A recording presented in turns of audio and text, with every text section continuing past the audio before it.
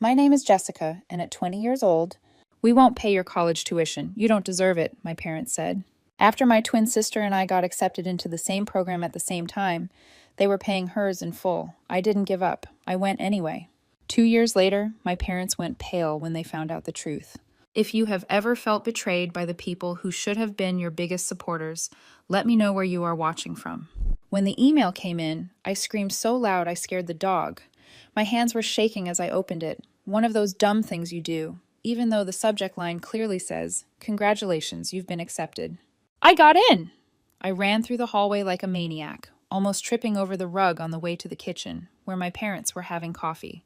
Camille was already there, scrolling her phone like she was waiting for something. I got in, I said, beaming. Westbrook, the data science program. My mom blinked. Oh, she said, barely looking up from her mug. That's great then. Camille chimed in with a perfectly timed ding from her phone. Me too, she said, smug. I just got the email. The room shifted. My mom jumped up like someone lit a fire under her. You did? Oh my God, Camille, that's amazing. Westbrook is lucky to have you. She hugged her. Then Dad got up too, giving Camille this proud little side pat on the shoulder, like she just won an Olympic medal. No one hugged me. I stood there holding my phone, still open to the acceptance letter, while they fawned over her like she was the only one who got in. We both got accepted, I said. It came out smaller than I meant it to. Of course, Dad said, glancing at me. But Camille was always the more natural fit for that program. I frowned. What's that supposed to mean?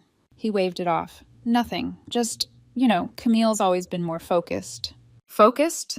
Camille, who forgot she signed up for the SAT twice? Camille, who only took calculus because I tutored her through it? I felt like the floor shifted under me, but it got worse, much worse. Later that night after dinner, I brought it up again. I wanted to talk about the logistics, tuition, housing, next steps. Camille had already gotten her acceptance posted on every social media platform with 30 hashtags and a filter. I didn't even get a conversation. When I brought it up, my mom sighed like I was asking for something extravagant. Jessica, we need to be honest with you. We're not going to pay for your tuition. I blinked. What? We've decided to use the college fund for Camille, Dad said, not even looking up from his laptop. I genuinely thought they were joking. What do you mean for Camille? The fund was for both of us. We're twins. It's not that simple, Mom said. Camille's always been more consistent academically. She's shown real dedication. And I haven't? My voice cracked. You've always been creative, she said, which in our house was code for unreliable. But college is a huge investment. We can't afford to take risks. It felt like being slapped, with a smile on their faces. They weren't just picking Camille. They were telling me, to my face, that I wasn't worth investing in. I earned this too, I said, my throat tightening. We got into the same program, the same school. I worked just as hard. You don't deserve it, Dad said flatly. Not the way she does. And just like that, it was decided. Camille would be going to Westbrook, all expenses paid. Me, I was on my own. Camille didn't say anything. Not then. She didn't look at me, just kept scrolling through her phone, pretending not to hear. That night, I locked myself in my room and stared at the acceptance letter until the words blurred. I didn't cry. I wanted to, but it felt like crying would somehow confirm everything they believed about me, that I was too soft, too fragile, too unworthy. So instead, I opened a blank document and started researching. Scholarships, grants, student loans, anything. If they thought I was going to give up and just accept their verdict, they didn't know me at all. 2 years later, they would be standing at my door, ashen-faced. When I first moved into Aunt Mel's tiny apartment, all I brought with me were 2 duffel bags, a laptop that overheated if I opened more than 3 tabs, and a knot of something tight and ugly in my chest. My parents hadn't helped me pack. They didn't even say goodbye. They were too busy driving Camille to her brand new dorm, snapping photos for Facebook like she was some kind of princess heading off to her coronation. I got a text from Mom that day. It said, "Good luck, make smart choices." That was it. Aunt Mel met me at the bus station with a hug and a grocery bag of snacks. "You can crash on the pullout," she said. "It's lumpy, but it's yours." That first night, lying on her creaky sofa bed with the smell of her neighbor's curry leaking through the walls, I just stared at the ceiling and thought, they really meant it. They're really not going to help me at all. But it wasn't the first time they'd made it clear who mattered more. Camille and I are twins, but only technically. We were born 43 minutes apart, and somehow I was always 43 steps behind. She got the Barbie dream house for Christmas. I got socks. She got extra dance classes, private tutors, a Sweet 16 with a DJ, and catering. I got told, "You're more independent. You don't need all that." When we both got accepted to Westbrook, Camille burst into tears of joy. I did too. But mine didn't last long, because my tears turned bitter the second my parents looked me in the eye and said I didn't deserve it. So even then, I'd hoped maybe once we started, once they saw me working hard, they'd come around. They didn't. Camille got a fully paid tuition package from the family fund, plus a generous monthly allowance for living expenses. I got a stack of paperwork and a "you'll figure it out." I applied for every scholarship I could find. Some came through, a few were tiny, $500 here, $1,000 there, but it added up. I qualified for subsidized loans too, which was a relief and a burden all at once. To make it work, I also had to take on 3 part-time jobs: barista in the mornings, library assistant between classes, and weekend shifts at a call center for an internet provider. I wasn't sleeping much, but I was studying like my life depended on it, because it kind of did. Westbrook was brutal. The data science program had a reputation for weeding people out early. I was surrounded by kids with MacBooks and parents who paid rent. I was coding on a borrowed Chromebook and crashing on a pull-out sofa. I barely saw Camille. We were in the same major, but she had a different friend group. Loud, polished kids with designer tote bags and endless free time. I'd see her sometimes across campus, laughing on the quad, carrying bubble tea, her hair curled just so. She never stopped to talk, and I didn't either. It was easier that way. I poured everything into my studies. I attended every lecture, sat in the front, met with professors during office hours, even when I didn't have questions. I needed them to know I was serious. Because unlike most of my classmates, I wasn't there to explore or find myself. I was there to survive. Second year hit harder. My scholarships didn't renew at the same rate. My loans increased. My back hurt constantly from sleeping on that awful pullout. Aunt Mel never complained, not once, but I knew I was pushing the limits of her hospitality. So I tried something else. It started small, just a little freelance data cleanup for a grad student. Then someone else needed help scraping a data set. Then a local business wanted customer insights. I wasn't a business major. I didn't know the first thing about pricing or branding. But I knew how to work. I called it a side hustle at first, just something to help with groceries. But by spring, I had 3 recurring clients and a website. By summer, I was filing taxes as a sole proprietor. The extra income meant I could finally give Aunt Mel a little rent, which she promptly spent on a new futon for me. Because, as she said, "If I'm letting you crash here, at least you shouldn't wake up shaped like a question mark." And then finally, I found a studio apartment I could afford. Tiny, top floor, no elevator, but it was mine. The first night I slept there, I sat on the floor eating noodles out of a paper cup and let myself breathe for the first time in what felt like 2 years. No handouts, no safety net, no parents hovering with conditions and strings, just me. Sometimes I still saw Camille on campus, less often now. She wasn't in any of my classes anymore. I didn't know if she changed majors or was just taking electives. She always looked amazing. Perfect skin, designer bags, new outfits every week. But when we passed each other, she didn't even nod. She hadn't been to visit me. Neither had our parents. Honestly, I thought they'd forgotten about me altogether, until the knock. It was a Wednesday night. I had just finished a late client call and was microwaving leftover stir-fry. When I opened the door, I froze. My parents were standing there, Mom in her tailored coat, Dad looking stiff and pale. Neither said anything at first. They just stared at me, like they hadn't expected me to answer. "Jessica," Mom finally said, her voice tight. "We need to talk. It's about Camille." My stomach dropped. They hadn't come to apologize. They hadn't come because they'd finally recognized what I'd achieved. They'd come because something had gone wrong. And somehow, I already knew they were about to ask me for something I wasn't sure I could give. I didn't invite them in right away. I just stood there in the doorway of my tiny apartment, heart pounding, staring at my parents like they were ghosts. I hadn't seen them in almost 2 years. Not a single visit, not a phone call, not even a birthday text. And now here they were, pale and awkward in my hallway like strangers. Mom broke the silence first. "It's Camille," she said. "We haven't heard from her in over a week." I blinked. "Okay." "She hasn't answered texts or calls," Dad added. "Her roommate says she's barely been home. We tried checking the university, but the school won't give us anything. You're the only one who might know something." I took a step back and crossed my arms. Why would I know anything? We haven't spoken since freshman year. Mom flinched. Still, you go to the same school. You must have some idea. She's not in any of my classes, I said flatly. We don't exactly run in the same circles. They glanced at each other, unsure, but I could tell that wasn't the full reason they'd come. What's this really about? I asked. That's when Dad reached into his coat and pulled out a folded letter. He handed it to me. Final notice, past due balance. Lease property 51C's, Glendale Avenue, Unit 4B. Outstanding balance, $4,732. Immediate payment required to avoid legal action. My eyes scanned the words twice, then again. I don't understand. She stopped paying rent, Mom said quietly. 3 months ago. My jaw tightened. I thought you were covering her rent. We were, Dad said, defensive. We sent her money every month directly. We assumed. You assumed she was paying, I finished for him. Mom's face was red.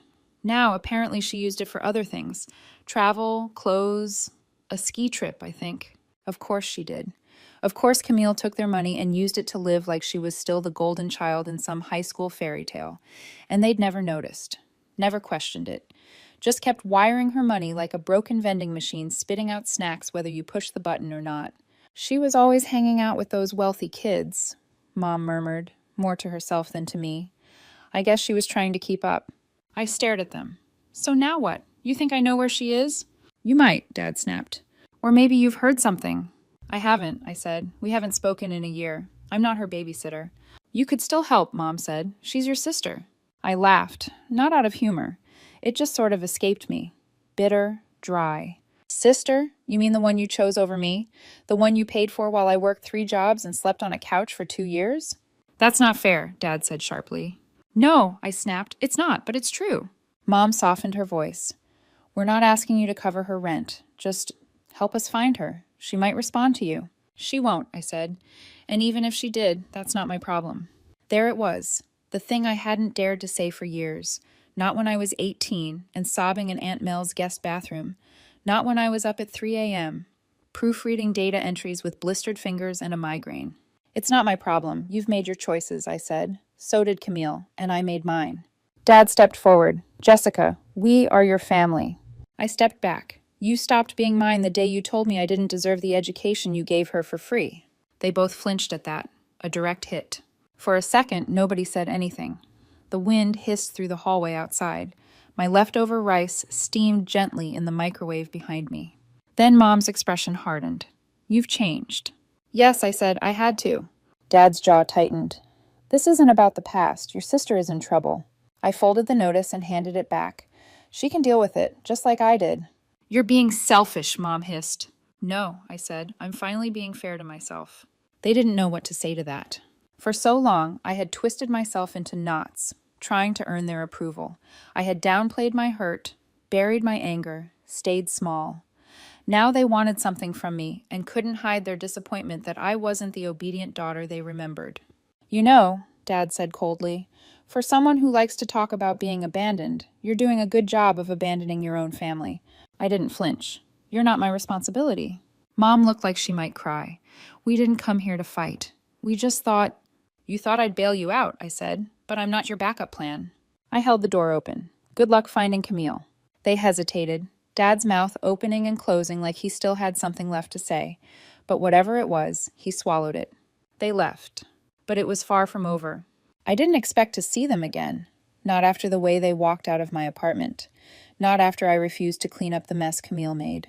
I figured I was done playing the villain in their story. But 2 months later, I was invited to speak at a youth entrepreneurship panel. Nothing huge, just a conference for students and early-stage founders. I almost turned it down. Public speaking still made me nervous, but my mentor insisted. What I didn't know was that a small business magazine had run a profile on me the week before. They'd heard about my company through one of my clients and wanted to do a piece on under 30 founders defying the odds. It had my name, a photo, a quote about how I built something out of nothing. And it landed on my parents' Facebook feed. So there I was, standing backstage in a blazer that cost more than my entire freshman wardrobe when I glanced out into the crowd and saw them.